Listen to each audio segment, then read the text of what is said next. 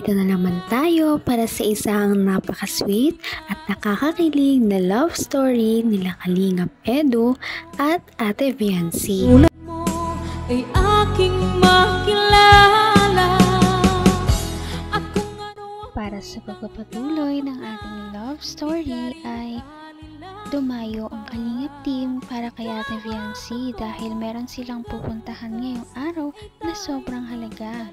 Ito nga ang pagpapatuloy ng kanilang pagpunta sa amusement park. Sobrang layo talaga ng kanilang binyahe dahil halos 10 oras daw sila na bumiyahe patungo sa kanilang pupuntahan. Nung sila ay umalis ay miliwanag pa. At nung makarating sila doon ay talagang gabi na.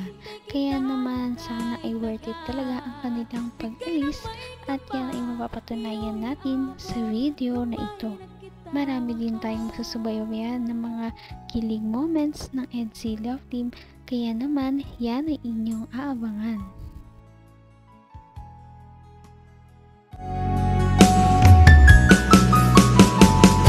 Ang nice ko lang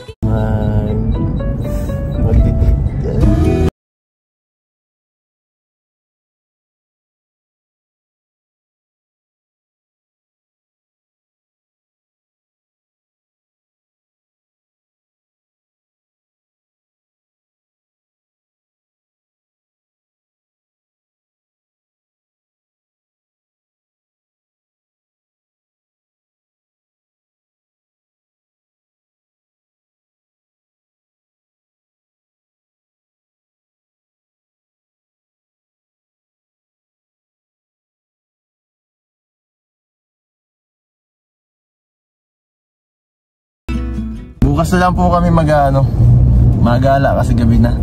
At antok na ang lahat eh, wala nang energy.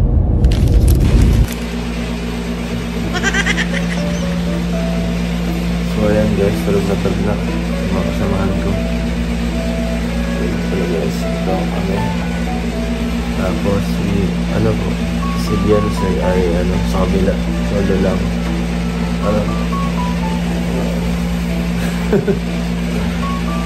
Kami na sigurado. Sana mag-enjoy sila lahat sa gawin natin.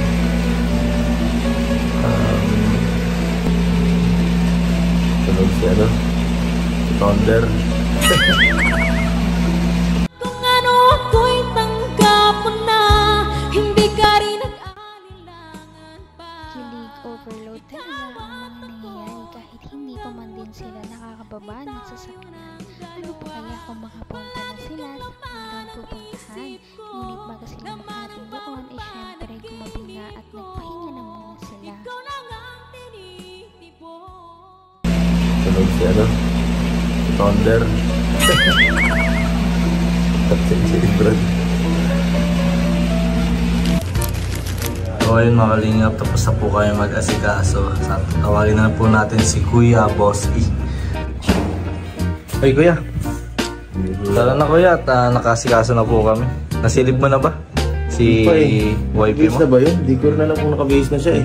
Walang tinanggal na namin yung mga gamit namin, binaba ko na yung maleta. Mga alas din sila pati eh. Dapat tanda tayo kasi eh. Nag-ahabol din tayo sa oras ngayon eh. Hindi naman tayo dito, mabisita lang talaga tayo dito eh. Hindi naman tayo talaga ma-stay dito naman tayo. Gusto ko lang talaga dito makita yung lugar at na-miss ko na ito lugar. At saan siyempre, para makita rin niya. Room service!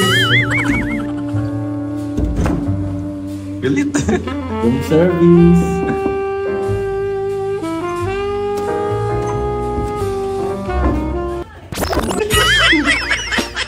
Uy, ito pala yung room service po ito. Dito ka pala nakatira. Pasok na. Okay ka lang dito? Nakatulog ka naman naman din. Atensya na ha, dito lang tayo tulog kasi yan lang kinayanan ng budget ko eh. Wala kasi tayong Naman ang bawat panaginip ko, ikaw lang ang tinitipon. Ito ay biglaan din lang talaga, kaya naman masaya din ang mga trip kapag hindi masyadong pinaplano at biglaan pa nga na kasama si Ate Viancy. Hindi kasi alam ni Kalingap Edu na makakasama ang dalawa kaya na-surprise talaga siya napagkasundo nila na nandoon si Ate Fiancé. Ito lang tayong na tulog kasi yan lang kinayanan ng budget ko eh. Wala kasi tayong sponsor eh. Solo lahat. Hindi ka rin ang pwede ngayon.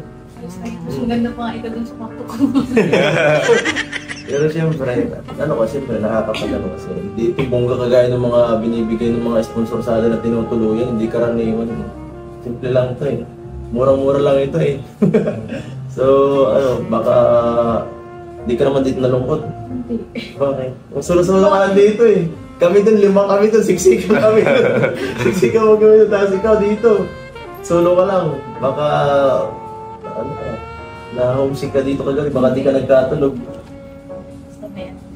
May music. Nga pala, baka nagsisi ka na yan at syempre, sumama ka sa akin dito sa pagpunta ka dito. Hindi ka nagsisi sa akin. Gusto ko malaman ko ano yung mga dating ginagawa ko dito. Mga kalokohan. Joke lang. Hindi wala akong ginagawa. Siyempre, malayo ka sa pamilya mo ngayon eh. Hindi ka gaya ng nakaraan. Nag-update ka?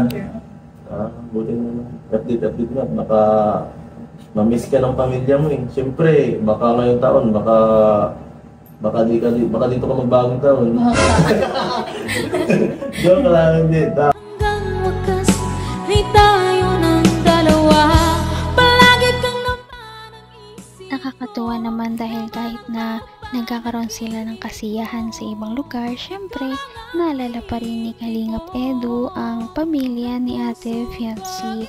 At syempre, doon nga ay pinagsasabihan niya pa rin si Ate Fiancé na mag-text o mag-update man lang sa kanyang pamilya para hindi daw ito mag-alala. Napaka-sweet.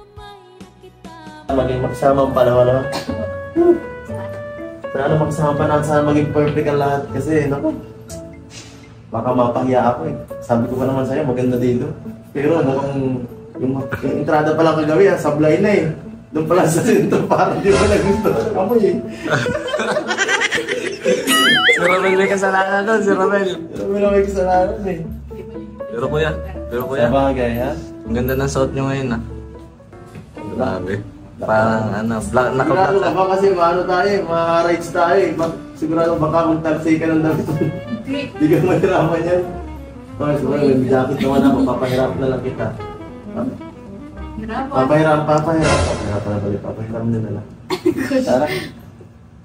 Hanggang gantong oras na lang tayo. Ay. Sige na. Pag-ibat ka. Isang taon titira dito. Ano na yun?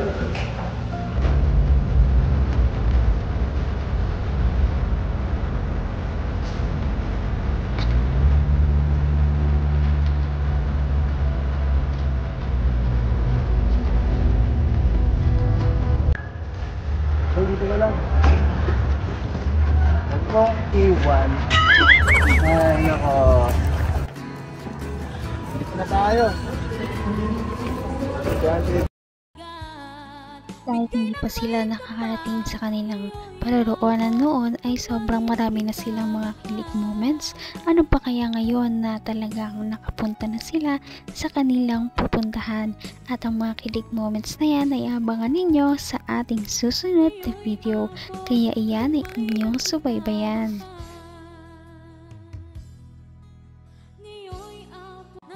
Napaka-sweet talaga nila at napakabait ng tambalang ito kaya maraming sumusuporta. Kaya naman sana ipatuloy natin silang suportahan at mahalin si Fiancé, si Kalingap Edu at ang Kalingap team. Yun lamang at maraming salamat sa panonood.